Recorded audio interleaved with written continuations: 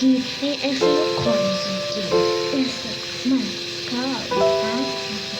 first thing you have to understand with regards to trying to come to terms with the conception of the shadow is to understand the idea of persona. And persona is the you that you present when you want people to accept and like you. Often like. Let's say that you go to a party and you're trying to impress the people that are there and you're trying to get them to like you. And so you maybe get jabbed at a little bit and you laugh and you go along with everyone so that they like you, and then you go home and you're bitterly resentful about the way that you were put down at this party.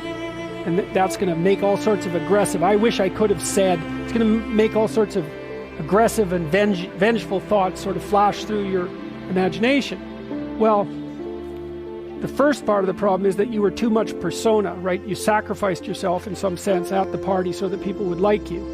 And in the second part, you're refusing to admit to the existence of those elements of you that would have actually protected you from doing that. So let's say you go home and you're all bitter and resentful and you have fantasies of revenge. I mean, that reveals to you the shadow part of you that's aggressive.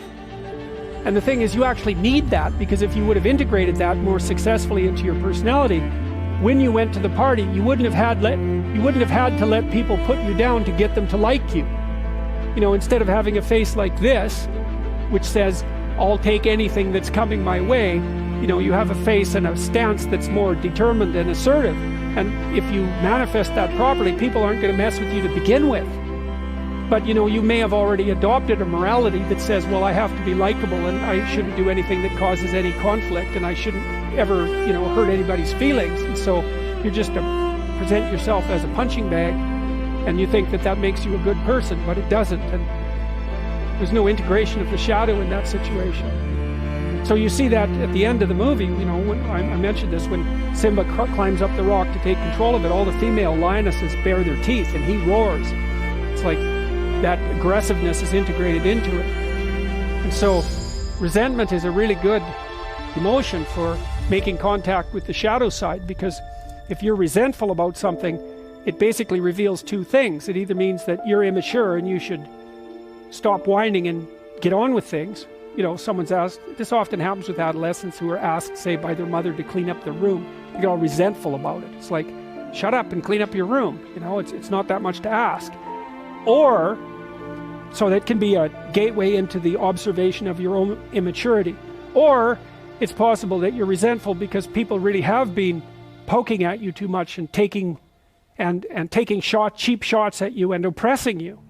But what that means is that you've got some things to say that you haven't been willing to say or don't know how to say. Right? You can't stand up for yourself properly. And in order to do that, you have to grow some teeth and be willing to use them. And again, that's something that might violate your morality, because you might say, well, I shouldn't be able to bite people. And the thing is, yes, you should be able to bite people hard. And if you're able to bite them, then generally you don't have to. But they need to know that you can, because otherwise, especially people who are badly socialized, they'll just keep encroaching on you and encroaching on you and encroaching on you and encroaching on you until you put up a wall. Like someone who's really well put together won't do that, because they're sophisticated. But if you run into people who only have boundaries because other people impose them on them and you won't do it, you're going to be the bullied one in the office, for example. You're not going to get a raise. People aren't going to credit you with your own work. Other people are going to take credit for it. And you're going to go home angry because you're doing your best and you're trying to get along with everyone and nothing ever goes your way. Well, it's because you're a pushover. And you think that's good because you confuse harmlessness with morality. It's not right. Just because you can't do any damage doesn't mean you're moral. It just means you don't have the capability for mayhem. And that makes you a pushover. I mean, the Jungian stuff is very, very dark, It's very dark because his notion of what constitutes a moral human being is much different from the typical view. He really thinks you get that horrible side of yourself integrated so it's up there where you can use it. Because otherwise you're dangerous. You can't say no to people and you'll go along with the crowd. And then if the crowd does something particularly pathological, which it's liable to do, you won't be able to resist it. You won't have the strength of character. And so then you'll fall prey to crowd pathology. And it'll be because you're too agreeable, with a shadow resentful side that the crowd and its murderous intent is going to act out. I used to tell my guys all the time, I said, man, it's a big difference between somebody that works hard and a hard worker.